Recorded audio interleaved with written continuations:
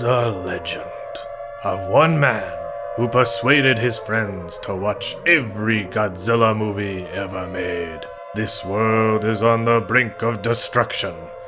We need you now, Godzillavangelists!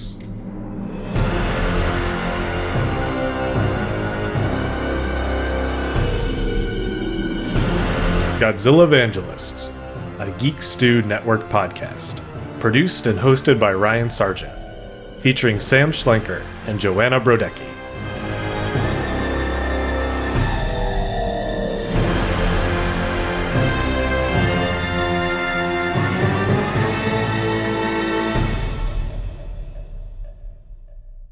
Alright, so before we get going, you guys, I need to hear your best Godzilla impressions. Starting with Sam. Ready? Oh, go. Man. All right. I did just see the movie, but hold on. You know, at least over Skype, you didn't even make it through the end. That might be your best one yet. All right, hold on. I think I can do a better one.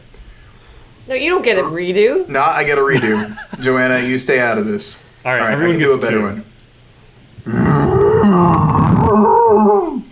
That was worse. All right. Well, the first one then. You sound like Scooby-Doo. Okay, Joanna. Nailed it. Okay. Bomb, bomb, bomb, bomb. I like how you worked in the footsteps. All right, I might need to hear it again. Wow. You don't get extra credit for footsteps. Wasn't asking for extra credit. She's getting extra votes, an extra point from me for the footsteps. Trying to give the audience as much of a surround sound experience as possible leading into that roar. Were you moving around the mic as you did the footsteps? Absolutely, up and down a staircase. All right. Do you want a second crack at it? That wasn't my mouth making that stair noise. Those were real steps. Do you want a second crack at it, Joanna, or are you satisfied with your first try? I'll go straight into the roar this time. All right.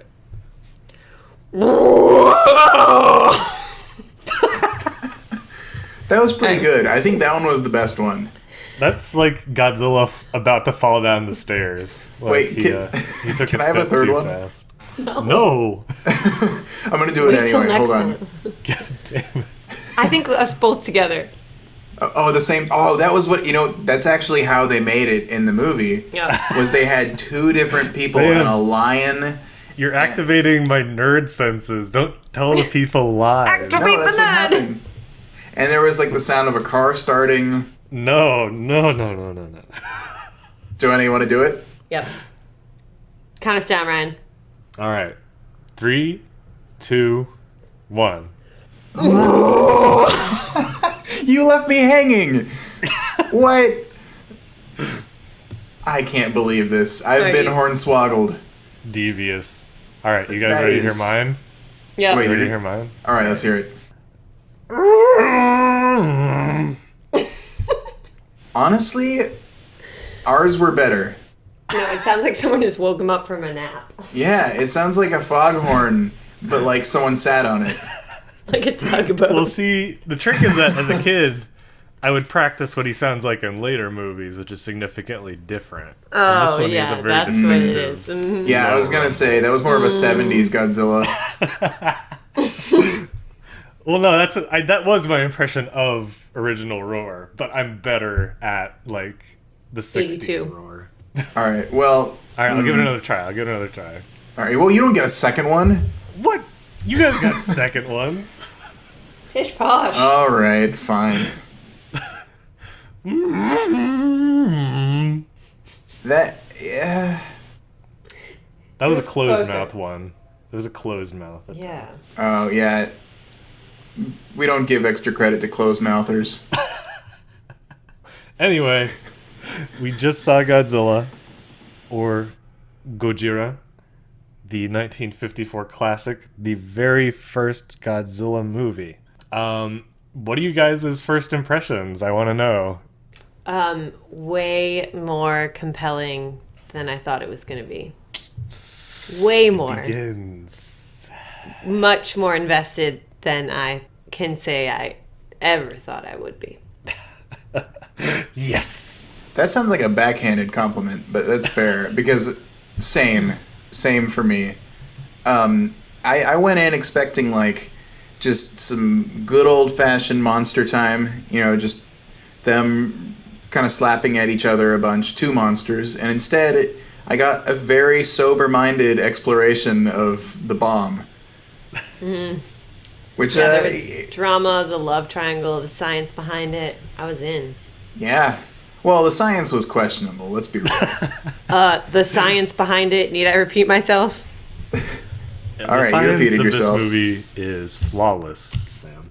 But I'm glad that I'm starting to get my hooks in you guys. This is a very successful. But do not get your hopes up. Right, we still reserve the right to hate. I'm still curious for the future.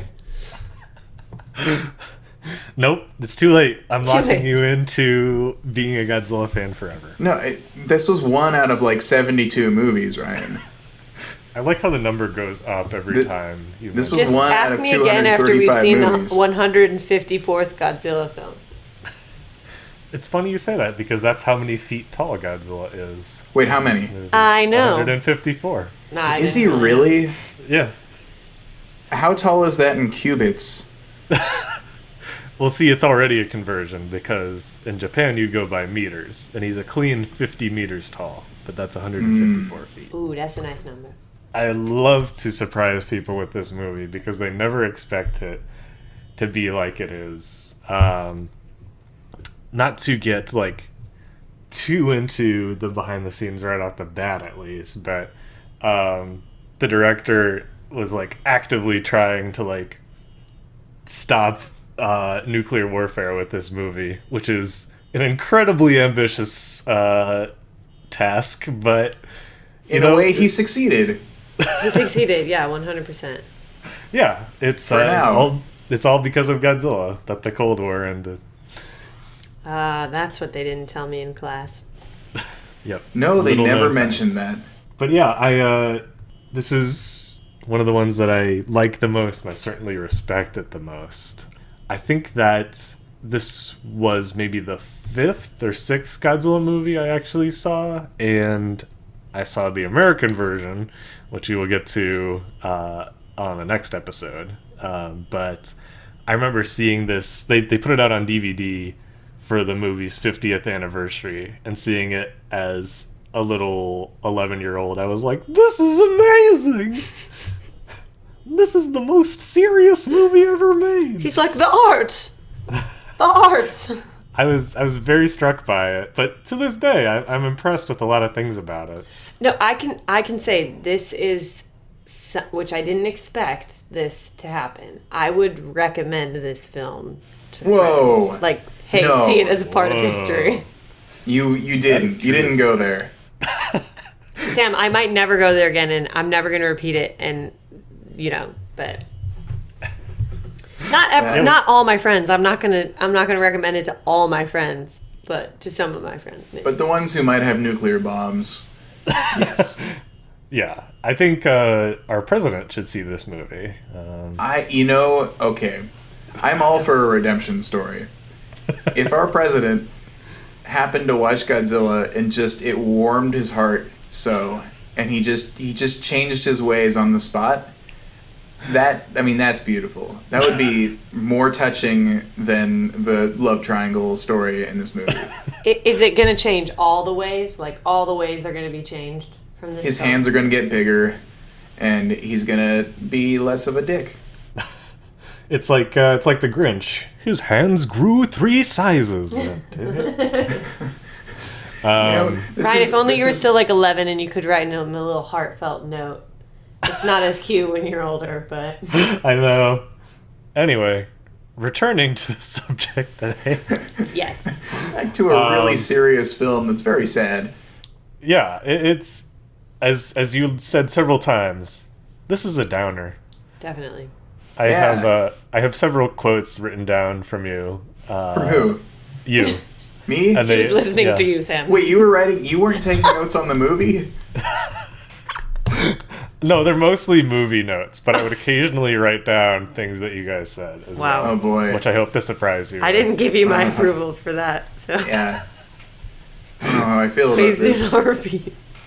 This is gotcha journalism here, guys. But yeah, I think that we should just go through the story of the movie for people who haven't seen it, which I have to imagine is a lot of people, actually. So at the start of the movie, well, first of all, there's that amazing opening title sequence with starting with the great booming footsteps of Godzilla, and then you hear his roar. Yeah, see, throughout all of that, I was like, this is going to be a corn fest. Yeah. You were not down for the opening? I was like, oh man, I love nowadays that credits are at the end. It's not the splashiest credit sequence, but it gets me really excited every time I see it and hear it. It's just this great sound collage, and it gets me hyped up every time. What did you think of it, Sam? It was all right. Middle of the road opinion. You can hear Ryan listen. smile, like his eyes are twinkling as he discusses it. It's Like, I the music is great, and I'm kind of, I don't know. I can be critical of scores that are doing too much. However, I do really like the score in this, and I'm excited to go on in the series and find that the movies get worse in the score department. I imagine. I just expect that. That's one case where you should see some pretty consistent quality. There are some great Godzilla scores. This one and a lot of them are by a guy named Akira Fubuke, and I'll just leave it at he's awesome.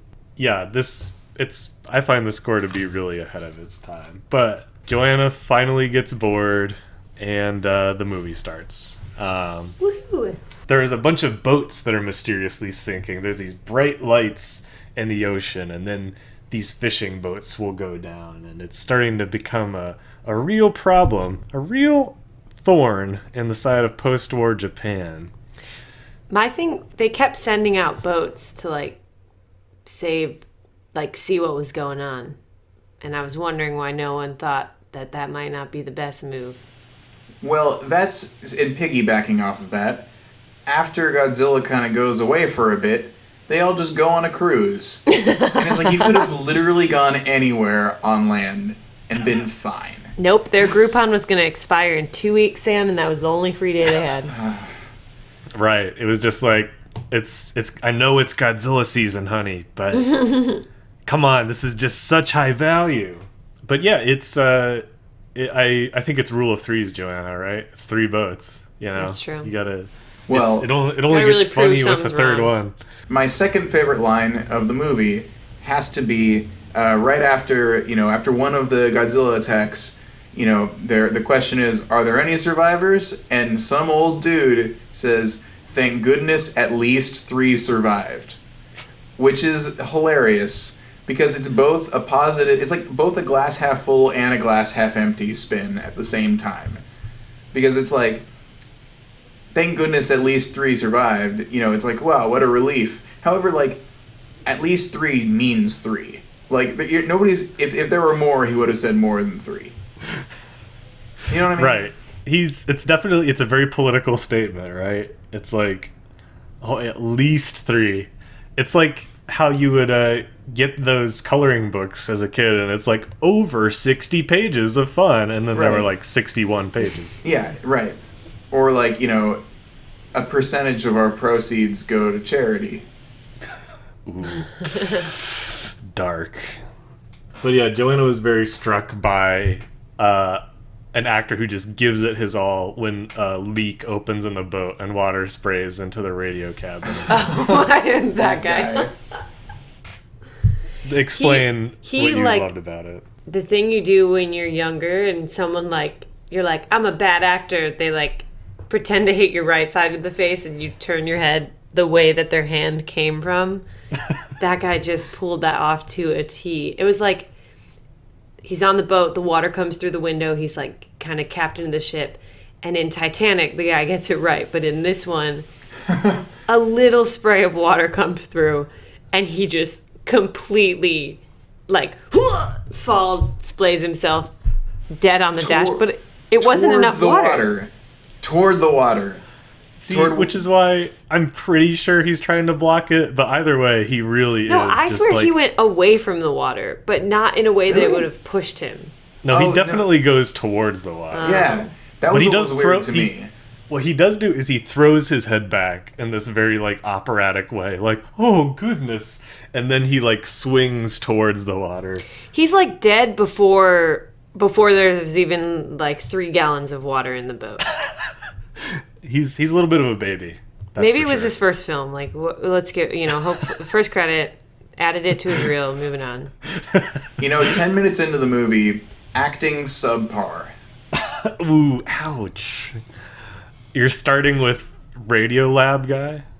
Yes, Not correct. Radio Lab, sorry. Radio Room guy. Yeah, the guy who was sending the Morse code to the people saying, hey, we're going to die. Speaking of which, it was very dramatic. Everything was more dramatic than it was the rest of the time. Right. Anyway, so as these boats are sinking, we're introduced to a guy who's got a job at the shipping company that all these boats are being sunk from. And his name is Ogata. And he's a young and very handsome sailor. Let's just get this out of the way. He's an absolute dreamboat. What did you think, Joanna? What did you think of Ogata? Wait, which one was he? Oh my god. Racist. No. He was the old man. The woman the guy. Ooh, sorry. He was the guy that Emiko ended up with. Oh, okay. I was confused if he was a sailor, or I just got confused because I thought he was more of a scientist guy than a sailor. No, he's definitely a sailor. He's the bronze. Total dreamboat. But was he not the one who said perhaps it was a last farewell at one point, like 15 minutes into the movie? Was that him? Was it? He does say that. Yeah, he's well spoken. So dramatic. She's like, "Oh, we're going on an adventure," and he's like, "Yeah, we're gonna die." Honestly, just wasn't very supportive as a lover or a friend, in my opinion. That's the like couple conversation equivalent of just flinging yourself at the source of the water, just way over the top. Yeah, he just was not reading the room. However, he's got handsome eyes. Oh, such handsome yes, and he's played by Mr. Akira Takarada, who is in a lot of these movies. You're going to see him a lot. Don't worry. Still alive, in fact. They were such a cute couple, by the way. I was on board from, they were going to go to a concert, and then he was like, work calls, and she's like, I get it. I'm not mad. I was like, they're great. They are. They're modeling positive couple relationships, and cheating against her, cheating her away from a very nice, self-sacrificial man who's very successful and has an eye patch. He's disabled. He is stealing the fiance of a disabled genius. Listen, he was a bit of a downer. He had the weight negative of the world on his shoulders. I mean, he did save the day. Well, we're jumping ahead a bit, but you got to explain what you're talking about now. You're talking about Dr. Serizawa, who... Correct. Who Emiko, who's another character we haven't exactly talked about yet, except by implication. She's who he's supposed to be married. She is supposed to be married to Dr. Serizawa. It's Correct. an arranged marriage. But she is not super into it. Right. Except she loves him as a friend. She respects him and appreciates him, but... Were you the Serizawa in a relationship at some point, Sam? Yes. Yes, I was, in fact. Enthusiasm. Yes. I was arranged to be married to a young girl who left me for a naval captain guy. You were not a struggling scientist, but struggling within yourself. I was. A tortured scientist. That's what you're looking for. Thank you so much. Without getting too much into this, the more I think about it, the more I didn't even put it together. But yes, I do identify with Serizawa right now. That basically happened to me, except that I didn't do any of the heroic stuff that he does. Wow. Ouch. You know what? Fair enough. He is getting cheated on because not to it's not explicit, but in that first scene, they sort of come out of the same room together, and I'm pretty sure that they were fucking, you guys. They were reading books, okay? Coming out of the same room together is the 1950s equivalent of anal. Pretty much. Especially in Japan. But you know, the other thing that's pretty funny to me, and like it's kind of progressive of the movie, but I also listen, I'm hating on Ogata right now. I do like him. He is a good character, and boy, does he have just some cheekbones that just go all the way. Cheekbones right below his dreamy eyes. Yeah. Wait, did I say dreamy eyes? I thought I said handsome eyes. I said dreamy eyes. I'm adding my own. Sorry, I thought my word was law. Guys, we can all win. He has dreamy, handsome eyes. Listen, whenever he's on screen, we're all the winners, right? Yes. Let's go with that. Yeah. When they walk out of the room, she says, and I'm paraphrasing here, she says something like, "Don't you feel bad about what we're doing?" And then he says something like, "We did nothing wrong." And then they just take off. And that is the most they acknowledge their affair, which is great. Like, it's hilarious. And, but also the same, and like, again, kind of progressive. I'm going to meet him halfway on this. However, from Serizawa's point of view, kind of a bummer. You guys, I gotta be honest, I didn't fully realize it was an arranged marriage and that there was like any seediness with the couple until you guys told me. Maybe like 30 minutes in. But I was watching it. It was actually further. It was like 20 minutes from the end, and Joanna's like, "Wait a minute, are they supposed to be married?" No, yeah. I thought it was more like, my dad wants me to marry him because we were friends. I didn't realize, like, my dad was like, I will marry him. But I got it eventually. Well, we'll come back around to our little love triangle later. But let's return to the fate of these poor sailors. So all these boats are mysteriously sinking, and a rescue boat goes to save these 3 survivors that Sam is so amused by. At least 3 survivors. Yes. And that boat sinks. And that boat has a single survivor. At least one. Which proceeds to wash up on this kind of backwater island called Odo Island. Which is this very old, like, set in their ways little village of fisher people and farmers. And they have sort of a patriarch, a very classical old man character that Sam, you might be more in love with him than Ogata. Honestly, of all the men in this movie who I love, he is number one. No this way. Old man is I love him. I love him too. He might be Joanna, no, he's mine. He beats the scientist. He beats her dad. Listen, no, I do like her dad as well. I like her dad and his use of ties, but neckties for clarification. But no, this old man is so delightful, and he's also 100% right about everything he says. You think he's a crazy old man who's like, "It's Godzilla," and everyone's like, "Nah, shut up, old man," and he's like, "Yeah, I told you," and he was right. And he also mentions one of my favorite key little pieces of information, which is, we used to sacrifice virgins so this wouldn't happen. But we don't do that anymore, because now we're in an age where people, kids can cheat with each other and think there was nothing wrong. And look what happens. Godzilla shows up and it kills a bunch of people. Cow. And all they had to do was trade one virgin for the lives of all those people. But it's true. This old man, he is like always talking about sacrificing people to Godzilla, which is like the old patron spirit of this island. Like, one of my favorite, like, intentionally funny moments of the movie is when this younger woman on the island is making fun of him, and he literally says, "I'll throw you in the water and sacrifice you to Godzilla, you old cow." Oh, I think he does say that. These other villagers just, like, exchange this look like, yikes. Just like the kind of thing that the kind of look you exchange with your cousin when your grandpa says something extremely racist at Thanksgiving. It's exactly that look. I love him. Number one on Sam's list. Number one.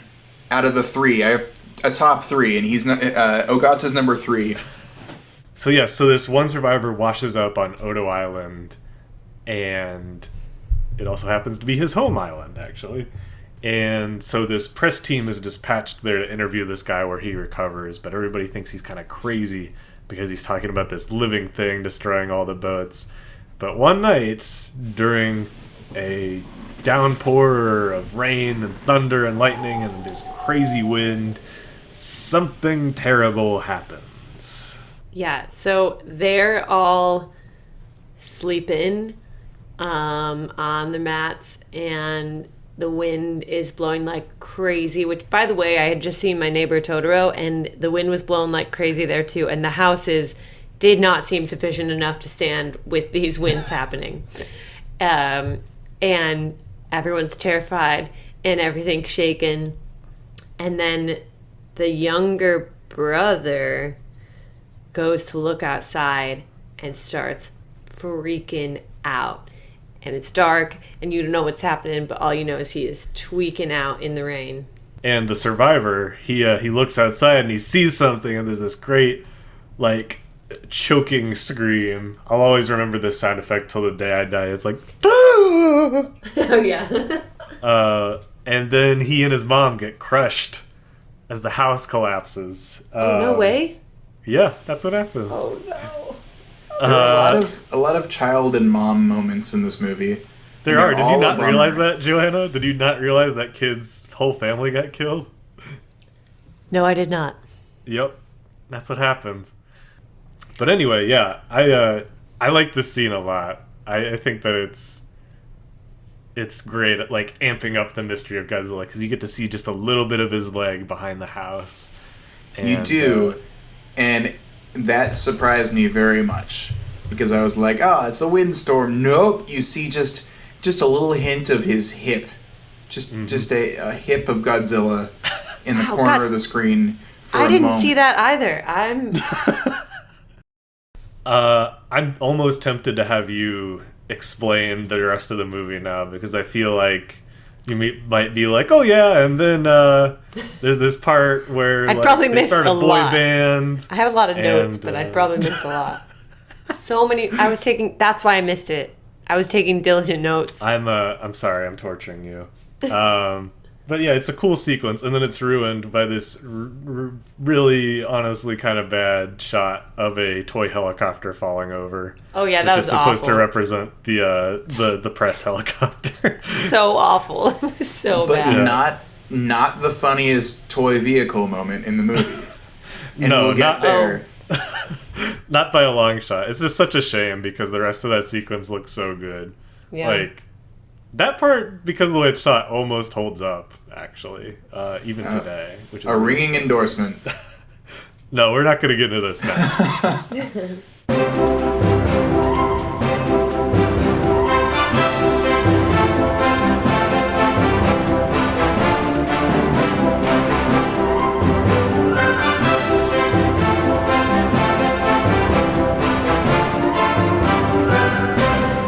I have so much to say on, like, the perception of special effects in these movies, but I'll spare you guys so we can get through the story. We have so much more to cover. Wait, can I just give the final verdict on the special effects in this movie? All right, so yeah, listen. Sure. Listen, all you guys sitting out there like, oh, the special effects are cheesy. They're so cheesy. Oh, Godzilla's silly looking. Well, listen here, chums. Pretty good are the special effects in this movie, I think. There are a couple moments that are like, oh yeah, 50s, but like for the most part, they're pretty good. Yeah. Yeah, I'll say this much right now. They had such ambition, because at the time it was just like, how do you show something like this? You can't really, and yet they went for it with all their heart, and they did a really good job for the time. And the design of Godzilla is so appealing and enduring, and it's all very lovingly and consummately done. Yeah, you'll probably be surprised, but there are a few pretty funny moments, one of which Sam is going to glow over later, I'm sure. So I'm excited. The press come back, the Odo Island villagers come back, or not all of them, obviously. Like a few of them come back with the press, and they talk to the Diet, which is sort of the Japanese Congress. And this presentation is important because we get introduced to another main character, Dr. Yamane. Second Joanna? favorite man in the movie. Number one in my heart. No! Ahead of the old virgin man? So the old man is also a virgin. I like to think so. Look at him. He's so pure. He is. What did you think of Dr. Yamane, Joanna? What did you like about him? Cool, collected, intelligent, handsome. Ooh. Joanna's a fan of the Silver Fox. I was like, listen, I thought this movie was going to be corny. This guy's a straight shooter. He knows his stuff, and I'm on board. I'm going to listen to what he has to say throughout the whole rest of the film. Yeah, it's funny because the script does not write him very convincingly if you think about it, because, minor spoiler alert, he's advocating for Godzilla to like not be killed and to be studied. Right. And people are always asking him like, well, how do you plan on doing that? And then he just doesn't say anything. But because even there's from, no logical solution. Something about even from his first line of him introducing and saying, now you might think I'm foolish, but right. with a straight face, like he knows. But I think that line really gets people to be like, oh, shoot, he knows we might think he's crazy, but he's got some big things to say. Yeah, he also, in his explanation of how this could be Godzilla, wait, or maybe I might be fast forwarding to the next scene. Later on, he gets really excited when they're looking at Godzilla prints, the footprints, and he's like, ooh, and runs over and picks up this thing, and he's like, it's a prehistoric creature, the last of its kind. And then like his assistant or some just random village boy is like, sir, should you be picking that up? He's just like, oh. I think he's like, put some gloves on. Yeah. Well, I mean, the context of it is even better because the guy who says it to him is a radiation specialist. Yeah. And they just like run a Geiger counter over the footprint, and he's like, whoa, this is really radioactive. No. See, and that's Dr. why Yamane is like just like fucking digging in the mud with that's his why I bare love him hand. even more. He's so excited about his science. Like, he can't help himself. He doesn't care if there's radiation. He wants to, get to the bottom of the problem. Yeah, I mean, he sells it so well, and he's such a fine actor. He's played by Takashi Shimura, who is in several Kurosawa films and is amazing. He's in Seven Samurai, he's in Ikiru, he's the lead in both of those. He's a fantastic actor. Yeah, he's great. Yeah, one of the little things he does that I love so much is in the first presentation in his introduction. You see his tie is hanging outside of his jacket, and he sort of like bashfully tucks it in properly. It's such a great touch. Yeah, it's a great little moment. Yes, but it shows how he's just absent-minded and like so focused on science and the things that he loves. Yeah, so yeah, Dr. Yamane is like, I have a theory about what this can be. So he and his daughter Emiko and Ogata go on a boat to Odo Island, leaving behind poor eye-patched Dr. Serizawa. Now, why would you go on a boat? Like, I know we addressed this, but like, just fly the toy helicopter over there. Well, they wanted to bring a lot of people this time. This is like a party cruise, really. I mean, I know there is a literal party cruise later. There's several cruises. Another one. But yeah, they go to Odo Island, and we already kind of talked about the footprint scene, which is very fun and very charismatic for Dr. Yamane. And then all of a sudden, one of the villagers in the watchtower starts ringing this big bell, and all the villagers like gather up their weapons, and they're like, we see Godzilla on the other side of the hill, we're gonna go attack him. And they all run up the hill towards him, and you finally get to see Godzilla come over the hill. What did you guys think of this moment? From far away, looks pretty good. In the light, and up close, questionable. But I love that shot of it's almost kind of coy of him, of just his hand over the hill, like at the very end. He's just like, I do love that he basically, it's like he's peeking over like the top shelf looking for cookies. Yes, like I want it to be the cover of a children's book. Yes, yeah, he's got one hand kind of limply resting over the crest of the hill, and he kind of just looks over like, ooh, what's over here? And there are a lot of people who run screaming away from him. Yeah, it's very curious and childlike in a way, you're right. This is a moment that was definitely a big deal when it first came out, though, and they repeated it a lot. Like, there's a lot of future movies where you have this moment where a monster crests over a hill.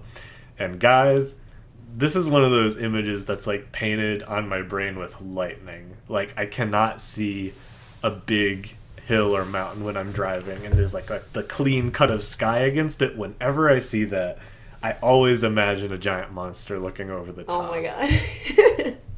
Every single time, and it's because of these movies. Yeah, it's just it's such a vibrant image, even if it's not the most impressive view of Godzilla. You're right, but I don't know, it just lights my imagination right up. Maybe it was the blue sky that made me think of like Dragon Tales, that kids show. It's like he's just in Dragon Tales.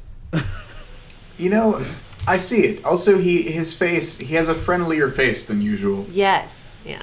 Yeah, there's a few hand puppets in this movie, and unfortunately they used like the worst one for this first appearance. He's totally out of scale, but it's exciting nonetheless. So they see Godzilla, they take some pictures, and they reveal it to the world. Dr. Yamane goes back to the diet, or the diet, or the diete, and reveals like there's a giant monster that exists, and I think it came from a deep vent in the sea, and it was mutated by the hydrogen bomb, and this creates a little bit of a furor in the Senate. Yeah, what do you guys think of this scene? It was great. I thought it was cool. Love the fact that when they show the photo that was taken of the monster cresting the hill, totally, not a photo. Like, it's clearly painted, and clearly not the same Godzilla we just saw, but kind of an even more cartoony looking one who looks even more kind of happy and curious to be there. Very curious and friendly looking. Yeah, that one looks like Dragon Tales. Is this Dragon Tales? Ryan, have you shown us a different movie than we thought we had signed up for? I had a second thought as well, which is, everyone's like, what, a Godzilla? No way. And then one of the things that he mentions, that Yamane mentions, is it that weird? Because there were just a bunch of giant Himalayan snowmen that attacked. Oh, right. You didn't think that was weird? No one said anything. He said like 8 words to it max, and it just went on. That's true. He's like, his example is to jump on the Yeti, which is not really a strong counterpart, considering that also hasn't proven to be real. But I admire him for going for it. But yeah, this revelation that Godzilla is radioactive and was probably in a lot of ways created by the hydrogen bomb sparks a big debate, and I was into that debate. Just the concept of the guy being like, we can't tell the people, and then that lady, I thought, pretty great for 1954, she was like, listen, buddy, here's how it's going to go. We are going to tell them. And then they really went at it, and then everyone was punching each other. Yeah, it's like a classic Live Leak style Congress brawl, basically. But like Roadhouse. It's really risky for the time. They don't actually ever come out and say the United States. They don't say America. But they make this very clear reference to like, well, if we do announce this, we're probably going to have diplomatic problems. Yeah. Which is like really impressive for the time, because they were literally just taken out of occupation like just a couple of years ago. Right. They just got the right to form their own self-defense armed forces, and so it's ballsy. It's very ballsy to do this scene.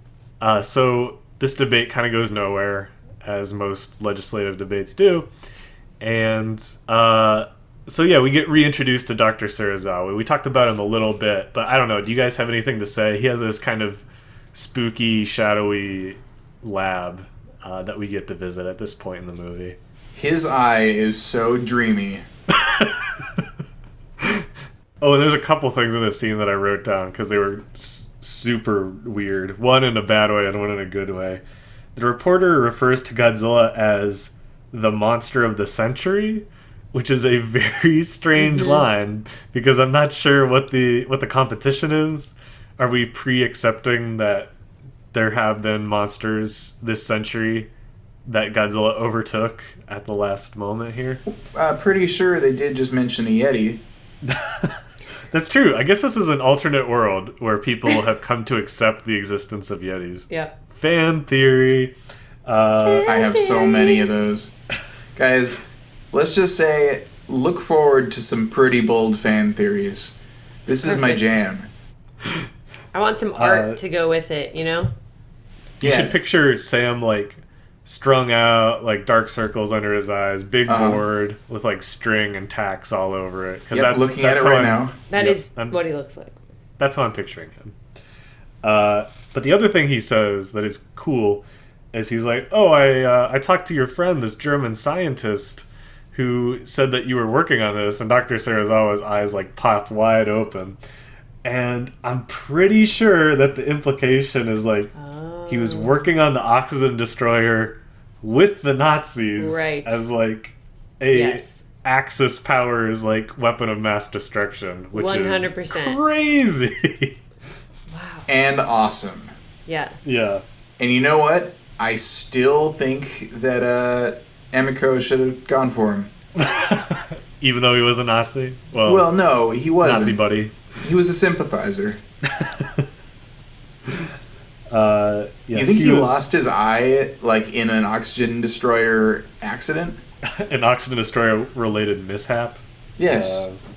I think he did. We haven't even talked about the oxygen destroyer yet. Oh, geez, we gotta hurry up. Ryan, I blame you for this. Gosh. Yeah, I'm sure it's all my fault. Yep. Yeah, Emiko vaguely mentions he lost his eye in the war. Joanna, I'm going to throw it on you. Make it up right now. How did he lose his eye? Bullet directly to his eye, didn't go into his brain, though. Wow. That's pretty badass. Or he was fighting a bear. One or the other. No, you weakened it. Anyway, the reporter shows up, and Dr. Serizawa is like, go home. I don't want to talk to you. But he's very happy to see his fiancée and is like, I've got something to show to you. And he takes her down to the lab. Wait, so he still thinks at this point that she's his fiancée? Yes. That is insane. Yeah, I mean, that's why she goes over there. Yeah. Is to tell him that it's over. But he, like, jumps in before she can say anything. Is like, I gotta show you this. And he shows her something so terrible that she's, like, instantly super upset. And she has to go home and doesn't want to talk about it with anyone. And about this time, Godzilla shows up in Japan for the very first time. Takes his first tentative steps on land and scares the hell out of everybody. And very famously, he picks up a train and he puts it back down as he wades through the buildings toward the center of town. Yes, he tastes a train, doesn't like how it tastes, and spits it out. So Godzilla, he gets cold. He doesn't have his land legs yet, so he goes back to the ocean pretty quickly. And the military is freaking out. They try a few different things to try to get rid of him. They launch some depth charges into the ocean, and we get to see what I imagine is probably like every military vehicle Japan had at that point, because they start with like tanks and jeeps, and then it eventually gets to literally like, I think they show a dump truck at one point as part of like this military parade, which has this great military theme, but not the most impressive footage of the Japanese self-defense forces.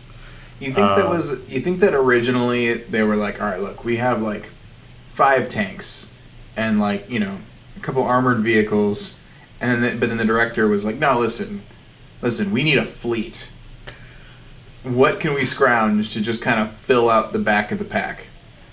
And then they got like a dump truck and like, you know, one of those 3-wheeled Citroen cars, and like a 97 Honda Accord. Yeah, I think I saw actually a couple of Shriners and they're like little tiny cars with wearing their fezzes. Those were probably in there too. I think so. It's a pretty amazing military parade. Yeah. And then they have a better idea, which is to construct this big electric barrier around Tokyo, which makes sense, right? Godzilla's a living thing. He's always wet because he's coming out of the ocean. Mm-hmm. Seems like a solid plan. But then, when he attacks again, he surprises them with a little trick up his sleeve, which is not fire, as is popularly believed, but hot steam. I thought it was like ice. I was like, what is this happening? What's happening? No, it is a nuclear heat breath. So I didn't come up with this, but the best way I've ever heard it put is Godzilla has thermonuclear death breath. So he's literally breathing super hot radiation. It looked for a second like he was frosting things over, nicely decorating for the holidays. And then I was like, did the movies just change over time? His breath is very misty in this one, where it takes on more of a concrete look in later movies. Yeah. But yeah, it's a little bit of a mist. It sort of washes over everything, and then it slowly bursts into flames. But it's kind of cool and kind of haunting when you take it in context, because it was supposed to represent the effects of a nuclear blast, like quite literally. Like that's what it would have looked like as the heat came off the explosion and sort of lit the buildings on fire. But yes, and it really kicks Godzilla up a notch. Like his design is so cool as it is, but the fact that he can breathe this nuclear ray, or in this case mist, is super cool to me. I don't know that I love his design that much. You don't? No, like he's a little he's kind of clunky to me. Well, like he did look, he reminded me a little bit in this scene of like those electronic characters at Chuck E. Cheese that are kind of like like when he's swatting at the plane, he's like very like creaky and he's kind of hunched over, you know, like my grandpa, and he kind of like he has kind of like the silhouette of Franklin the Turtle. Ouch. Like no, listen, he's, no offense to Franklin, he's great. But yeah, like here's where we might differ, because I didn't grow up with Godzilla, but like I think of King Kong, he's cool. Like he looks awesome. He's just a larger ape, and he looks like he could run and he could climb, and you know like he looks like he could be really good in all kinds of terrain. Godzilla's kind of he just doesn't look like an all-terrain vehicle to me. It's true. He's not very mobile, and this is He's not very flexible. You should be fair, because this is the first Godzilla design, and there's several. And his thighs and his hips were far meatier than I ever thought they would be. I thought that multiple times throughout the movie, so that's why I thought I should say it. He's got a little punch, but Godzilla's very thick. He's got some thunder. He does. Like you could have told me that was a black and white video of Barney the dinosaur, and I'd be like, "Yep." Oh, ouch! That is cold, man. I don't know. I see him, Ryan. I guess this is. You guys have turned on me at the beginning of this episode. You were on my side, and now I'm fighting you off. But okay, this is my best defense. I mean, first of all, it gets better. But second, what I find really cool about Godzilla is not that I feel like he could move around really quickly, but like he's unstoppable because of that thickness and that sort of like stodginess and stiffness. It looks like you could never knock him over. You could never. Yeah, that's true. You know, that's what I told myself when I was young. Was I always tell myself, I'm like, listen, the other kids, or wait, sorry, I guess I have to do my 11-year-old voice. The other kids, they can just run faster and they're better at sports, but I'm unstoppable. That voice what is so What are you going to do to creepy. take me down? It's true. As a fellow chubby boy, you know, I can sympathize with Godzilla a little bit. He's thick, but he's beautiful. You will never be able to take that away from him. That he is powerful at any size. You'll never knock me over. Send your finest dump truck. Can I just bring up one point from this scene? Yes, absolutely. Jump into. I wanted to talk about it if you didn't. So go ahead. Terribly depressing. The mother and children huddling in the building, and she's trying to huddling like under the alcove and trying to keep them calm and keep them protected. And she's crying and she says, "We'll be with Daddy soon." So sad. Just way darker than we're going to go join Daddy, I think is what she says. Just way darker than I ever would have imagined. Yeah, there's this woman who's trapped with her kids in the middle of Godzilla's rampage, and you clearly see there's no way she's going to get out. And yeah, she says just what you said, and it's... Yeah, and the text underneath, I mean, he could have died some other way, but, you know, with the war, etc. It's just very dark. And a good moment, though. Yeah. It's tremendously, like, what's the word I'm looking for? It's really affecting. It's very sad. It makes the next scene, I think, like those little pieces like that make the next part even more impactful. Mm-hmm. But eventually, Godzilla does get tired of destroying the city, but only after he's wiped out most of Tokyo. The whole city's in ruins, and everybody's just devastated. And as you were saying, Joanna, it opens up on this very somber hospital scene where we get to see the human carnage of Godzilla. We see all the people that are dead and dying, and we see a dead mother being taken away from her child who bursts into tears. The little girl, yeah. And the music was really impactful at this part. Yeah. The part that always gets me the most, actually, is when the radiation doctor is running his Geiger counter over a little boy, and it's clicking, and he turns to Emiko and just, like, softly shakes his head. And that always puts a little bit of a lump in my throat. It's really well done, and it's obviously quite heavy-handed, but I think it works because it's so shocking to you. You weren't necessarily thinking of this during the whole destruction scene, and it's very sobering. Yeah, I agree. What did you think, Sam? Yeah.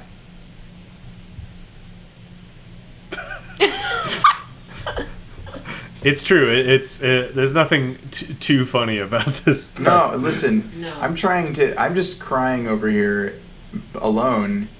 And yeah, no, I mean, it's incredibly, I mean, this is what I was saying, is like, this movie is not just fun, you know, let's have some fun breaking some buildings time. You know, like, this is not your Avengers Civil War. I'm just saying things to annoy nerds at this point.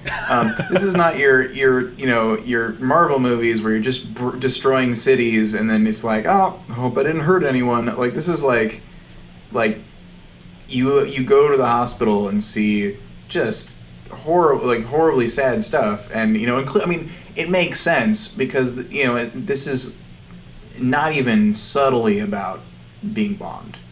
No, I mean, they don't even hide that. That's what this is about. And so, like, you know, and that would have been what, 9 years before? Yeah, just 9 years before this movie came out. And you're right. It's at this point that it starts to become really, really obvious. But there's like so many things big and small. There's a very like interesting and kind of subtly depressing scene where these people are talking on a train and they talk about like barely getting out of, I think it was Nagasaki before it was bombed, and they talk about having to hide in shelters when they were younger. And then there's more subtle things like, did you notice that Godzilla strikes twice, just as Japan was bombed twice? There's these very like subtle rhythmic things about it. It's really indicative of like a severe like cultural trauma. Like they were messed up and they needed to find a way to talk about it, even if it was in the form of a big mutated dinosaur. So Emiko tells Ogata a secret she was not supposed to tell. Yeah, that moment was great too. I mean, just it was obviously dramatic, but seeing her like being all torn up about it. But then she tells him about Serizawa's secret experiment that might be able to help the current situation, and also the fact that it's going against what her father wants, who she clearly loves her dad, and he wants Godzilla to remain alive, but with all of these people who have been hurt, it's what they got to do. It's true. I didn't even think about that, how she was going against her father as well. And I think kind of what maybe some of her thoughts were too originally, just because she was so close to her dad, and they kind of worked together as these scientists who were learning about, and excited to learn about this creature. Yeah. Joanna, you are a woman, right? You are that is correct. Of the female persuasion? Yes. How did you feel about Emiko as our major female character?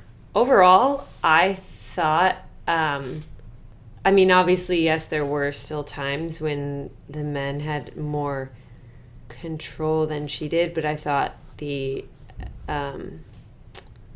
role that they gave her and, her position working with her father as a scientist, and how she's kind of the one who turns the tables and says, this is what we have to do. I thought that was all great. I was actually excited and quite surprised to see it. Just again, from what I kind of expected from various like American pieces that I had seen in vague memories in the past. And I know it's not King Kong, but I'm still always just like, that blonde chick in a dress being held high above, So to see someone who actually had a substantial part, I was excited about that. Yeah, I'm glad you said that, because I really like her level of agency too. Like, obviously it's not perfect. She cries a lot, like probably a little bit more than she should. Right. But yeah, she has a lot of agency, and she makes this very key decision. She is, in a lot of ways, the one who defeats Godzilla. She's able to reach out and defy these expectations for her to try to help people, which she's really affected by. And that's really cool, I think. Yeah.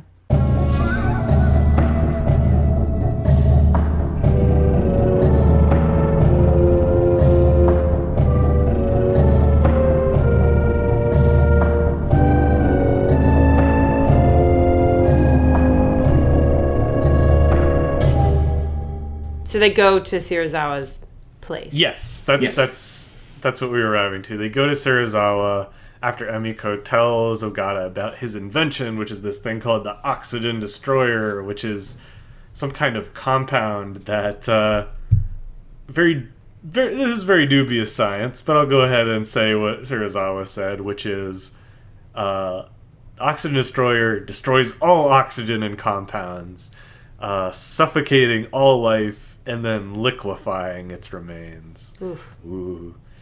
Wait, Ryan, can you say the name of that weapon again? I said oxygen destroyer.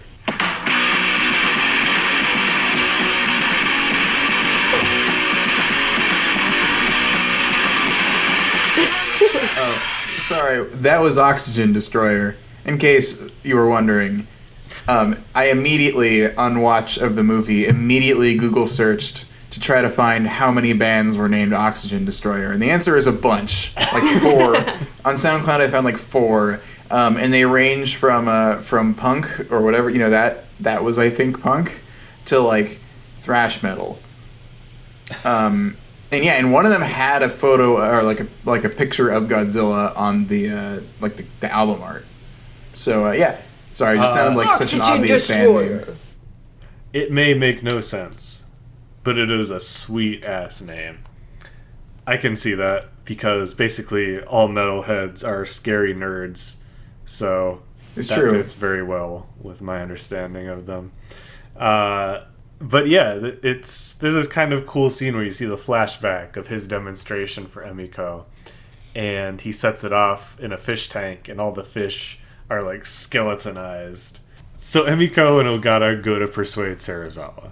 We know about the Oxygen Destroyer at this point, and as they're kind of trying to convince him that this might be something they could use to get rid of Godzilla and destroy him, he's saying no, no, no, and has a very heavy heart because of the consequences that his weapon of mass destruction might have on the rest of the world.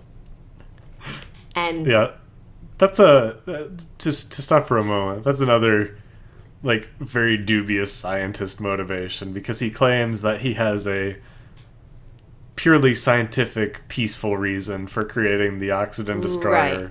Yeah, I was wondering the whole time, who's funding him, like what is going on? Yeah, I'm not sure what he's planning to use it for that's peaceful, because I can only imagine horrible things to do with it. Right. But then the little schoolgirls come on singing on the radio. Such a sad song. It is. I think I was teary-eyed at that point. The most teary-eyed. That was one thing I wasn't expecting. I mean, there were a lot of things I wasn't expecting out of this movie, from this movie, but this was a big one. I wasn't expecting first Godzilla movie, brief child choir break. Singing about light. Yes. It's a very pretty song called "O Peace So Light," and the composer of Fubuke got to do it with this giant schoolgirl chorus, which you'll see if you see the movie. It's not a trick. It really is like this huge room full of these schoolgirls singing, and it's a beautiful song. And their sad song convinces him that they're going to have to use his Oxygen Destroyer against Godzilla.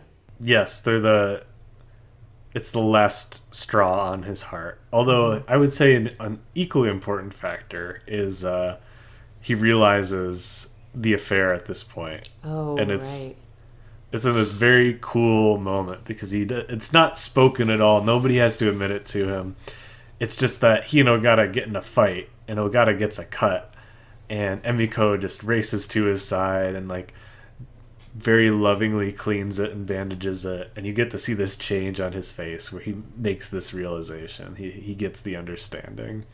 It's like a very cool, understated little moment. So understated, I completely forgot about it. But I'll take your word. I think that happened.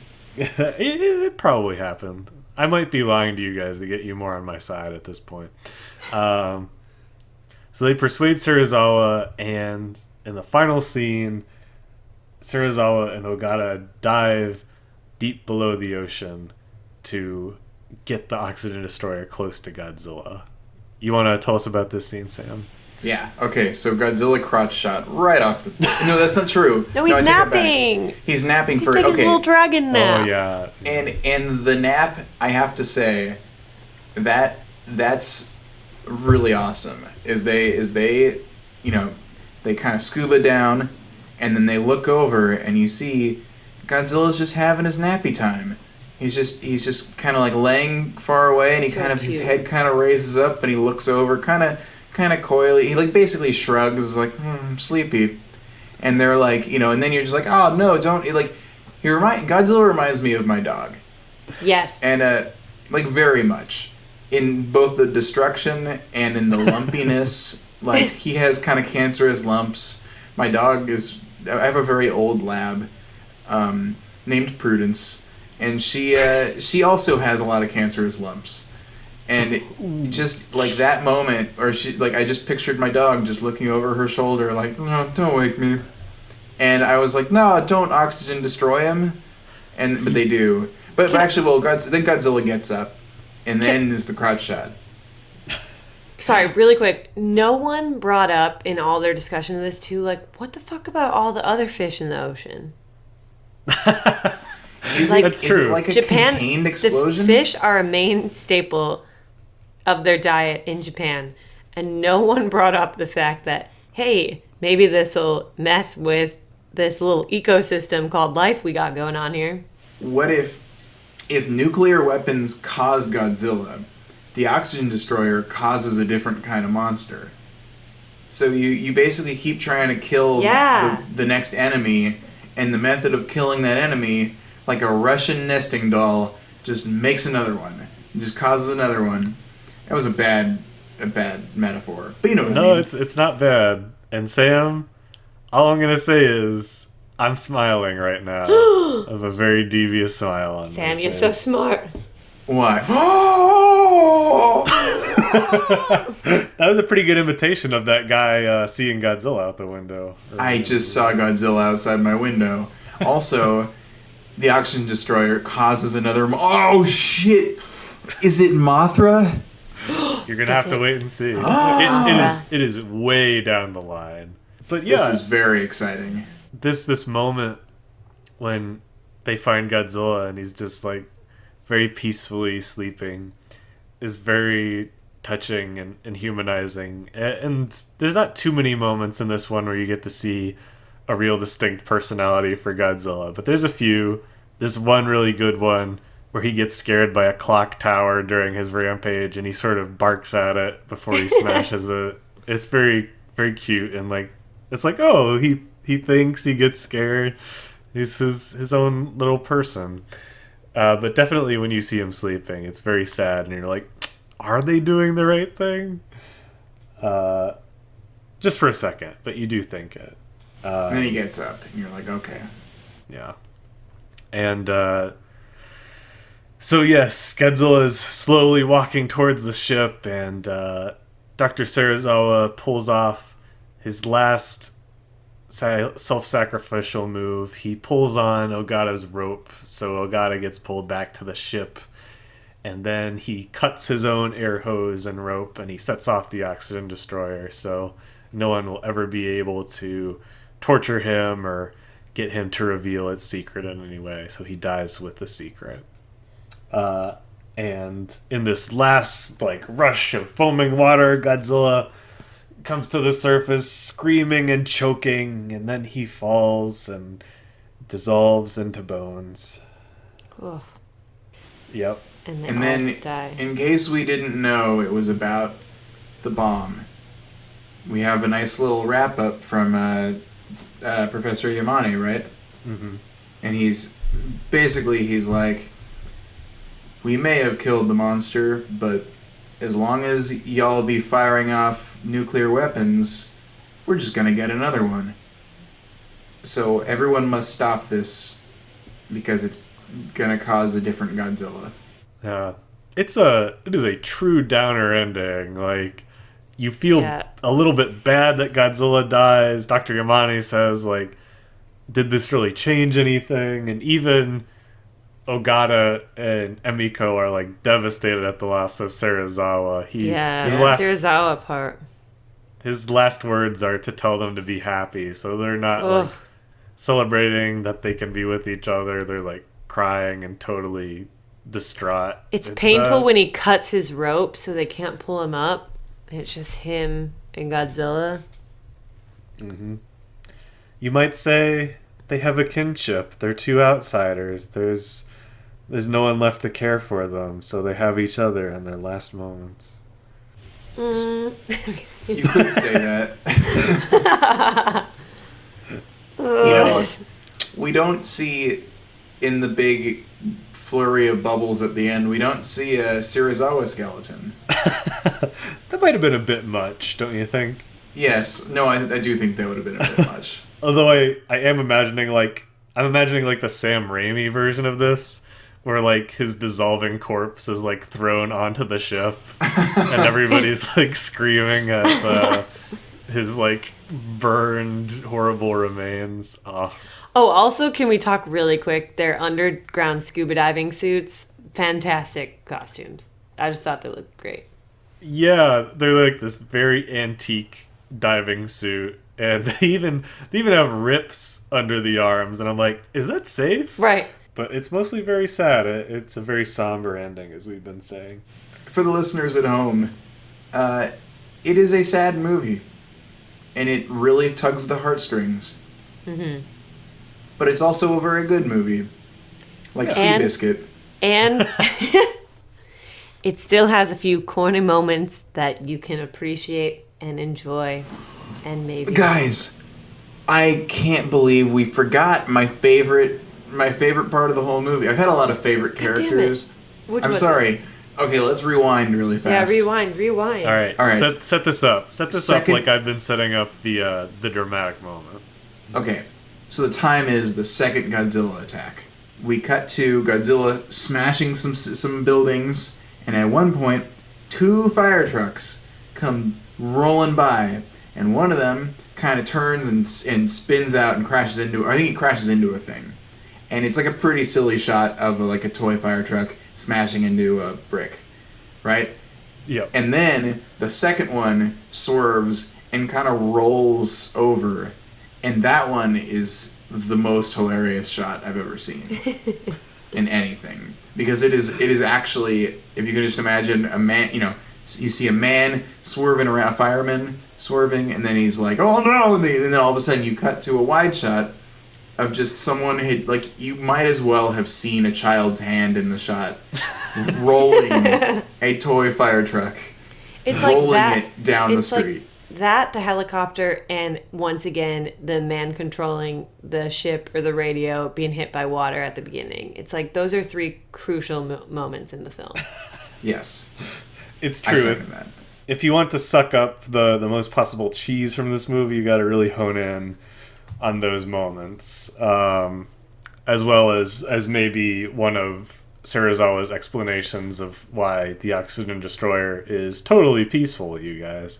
Oh, and when her dad, when he's really sad because everyone wants to kill Godzilla, but he's a scientist, when he says, "Turn off the lights. I want to sit in darkness," to his daughter. Such a great line reading. Dr. Yamane is being a real emo, you guys. Oh, he's so sad. He turns off the lights and listens to Oxygen Destroyer on SoundCloud. That's a good one. I like that. Thanks. So, you guys touched on this a little bit earlier, but who would you recommend the original Japanese 1904 Godzilla to? Who in your life is this movie for? I think I might recommend it to my mom because I think she'd be surprised by all the elements of history that made it in there and such. And certain friends. Some friends I would probably never talk about it with ever because they'd never watch it. Yeah, just not their style. Now I'm picturing like being at a rager and like being like, "Yo, you guys." Yeah, I'm kind of drunk. I'm like, let's you guys listen to this though. This movie is lit as fuck. You guys like fire trucks? So Sam, who would you recommend it to? Well, I mean, most people. I mean, not my mom. Because she wouldn't like it. This I know. So I wouldn't recommend it to her. But I like, it's really good. It's kind of hard, yeah, like certain politicians in charge of America right now. Yeah. Absolutely. Learn a little empathy and bomb responsibility. Yeah, no, it's great. I don't have much more to say than that. Sometimes it's easier to talk about the bad ones. Yeah. But this one's like, listen, it's great. I think certain friends too, like they might be so caught up in kind of the stigma of the cheesy Godzilla and of, what's in the movie, but if I maybe were to watch it with them, to kind of convince them through those opening credits that it's worth it. Boy, you don't like those credits. I love them. We turned you around.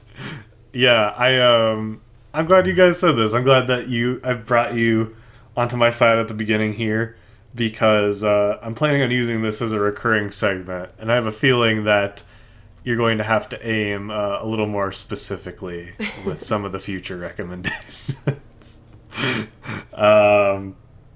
But yeah, this is a good one. I think I also mentioned this before, but it's easily in my top 5. I remember not liking it a whole lot when I saw it as a little kid, but again, I saw the American version, which we will talk about next episode. So yeah, that was the first Godzilla. How? Let me ask you guys, how did this change your opinions from being total Godzilla virgins? I'm into this film. I'm still incredibly skeptical about this future path we are to walk. Fair enough. I second that. I can't believe, just based on the fact that one of them is called Godzilla versus Mechagodzilla, I can't believe that's the same as this. And Mothra, yeah, it's just all very confusing. It's gonna get I'm still worried I'm going to be a King Kong fan. I'm concerned that I didn't have to worry about in this one. King Well, Kong. here's the question, Joanna. Among the 3 strong men in your life, if you could only end up with one, would it be Ogata? Would it be Dr. Yamane? Or would it be King Kong? Wow. Well, oh. There is a right answer to this. Yeah. The whole world is listening to you right Love now. King Kong, but gonna nix him out of the list. I'm gonna go with the dark and brooding scientist. Wait, are you surprised inserting Dr. Serizawa as the winner here? No, wait, I'm Yes! confused. No. I mean the score one for dad. Serizawa. I mean the Guys, dad. that means you chose me. No, the dad was brooding because the dad's all turn off the light. All right, good. Dr. Serizawa is still alone forever. Wait, he's a He's scientist dead now. too, isn't he? The dad? Yeah, he is a scientist too. That's confusing. Can't have a movie with 2 scientists. How did 4 in that one? Jeez, I don't know how I made it through. I think How do that's we know our who's who? that's our improv monologue moral from this. And the moral is you can't have a movie with more than one scientist. Nope. Too many smarts going around. So thus far we've been talking exclusively about the original Japanese version, but 2 years later this movie was imported to and released in the good old USA, and boy did it change. So yeah, the movie is a full 8 minutes shorter, and it is an entirely different thing. If for whatever reason you were like, I don't like this discussion because they like the movie too much, well, boy, Just you're you in wait. for a treat. Ryan's in for a real treat too. And without instant showing clap. my hand a little too much, I have some fan theories regarding Raymond Burr that are gonna blow your minds. Oh yeah. That's right.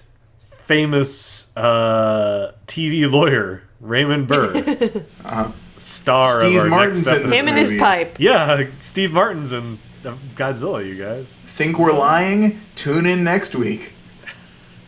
Because we're sort of lying.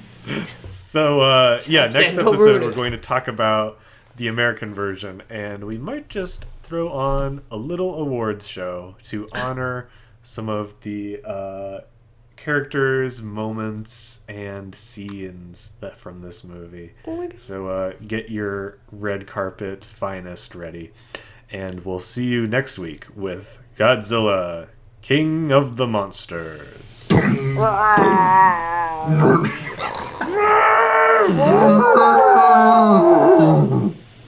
We still suck, you guys.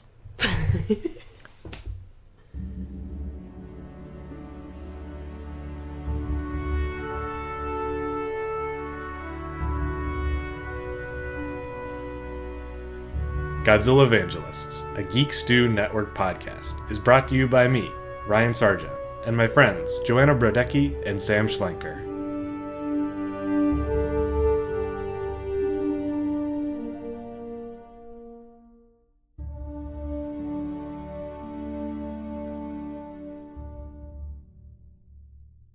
We'd like to thank our editor and mixer, Zachary Stanton-Savitz.